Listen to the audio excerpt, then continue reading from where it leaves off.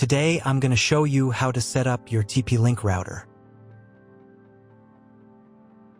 And before I start, I want to remind you that if my video will help you, please support my work. Half of all donations I send to animal shelters. All details are in the description down below. The first step is to turn on the router. Take the power adapter. Plug one end of the power adapter into a wall outlet. Connect the other end to the router.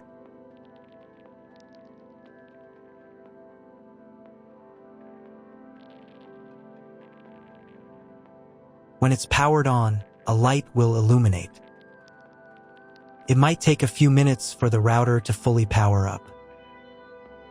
Next, plug the cable from your broadband provider or modem into the internet port.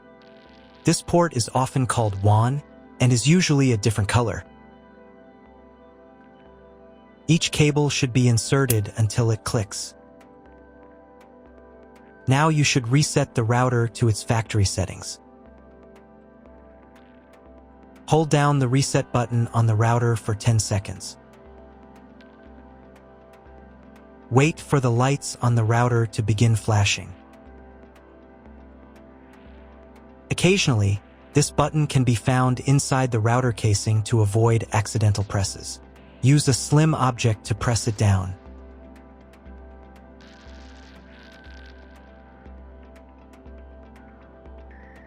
The router will reboot, resetting all the settings to their original factory defaults.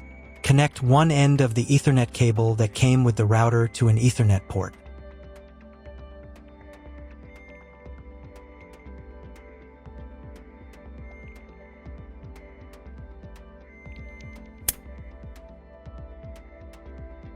Connect the other end to your computer or laptop's Ethernet port.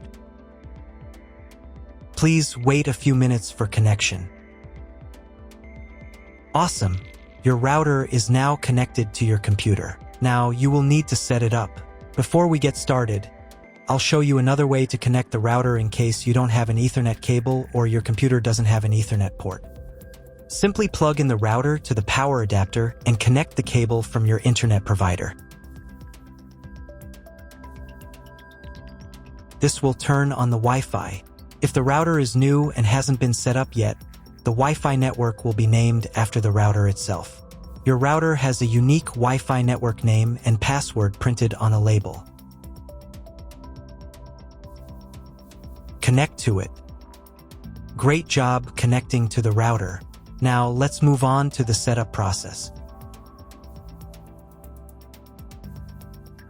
First, open your web browser and visit the URL you see on the screen. Use the URL bar instead of the search bar.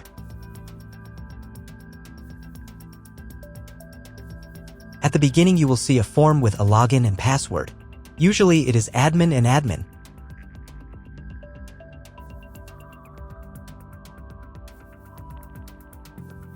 If these credentials are wrong, then find label on your router. The credentials are often printed on the bottom of the device.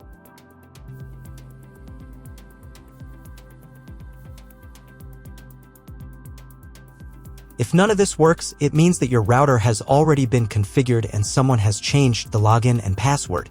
If you can't find out the login credentials, just reset the router to factory settings. And then log into the router's personal cabinet using the standard credentials. If your router settings do not look like mine, it means that your router has a different firmware. I made a video for every firmware type.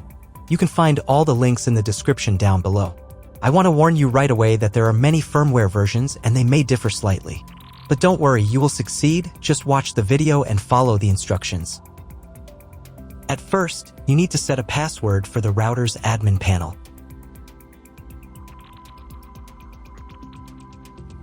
Click on this button.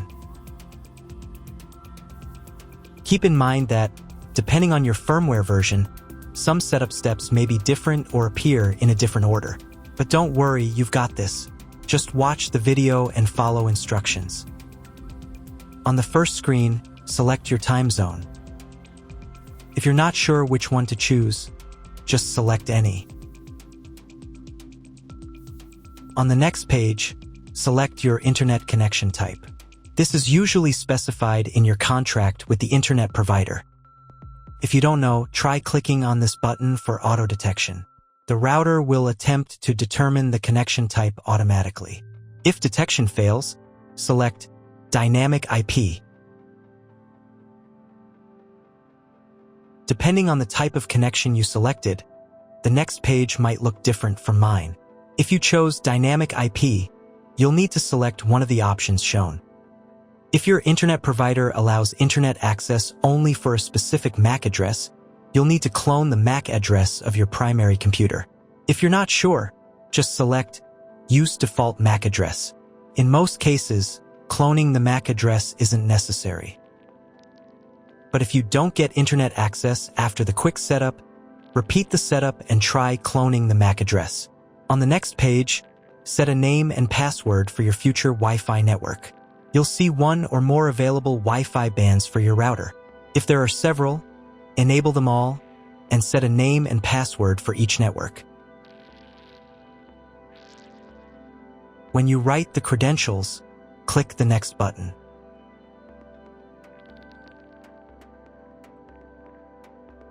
If you were connected to the router via the Wi-Fi network, reconnect to it. On this page, you can configure the TP-Link cloud service. You don't need to do anything here, just click Skip. Next, you'll see a summary of all the settings you've entered. Click this button to confirm. Wait while the router tries to connect to the internet. If it fails, double-check that all cables are properly connected. Click Skip, then try rebooting the router. If it connects successfully, check whether the internet is working. Just Google something. If it's still not working, you'll need to reboot the router manually. To do this, go to Advanced.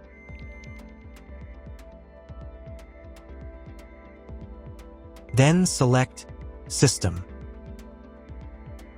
Select Reboot tab and click on the Reboot button.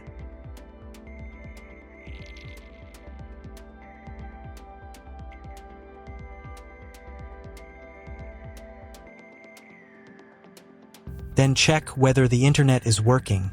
Just Google something. If the internet still doesn't appear, log back into the router's admin panel using the password you created at the start. Go to the internet and then clone MAC address.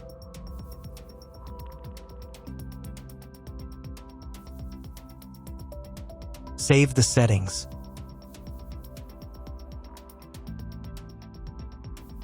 Reboot your router again.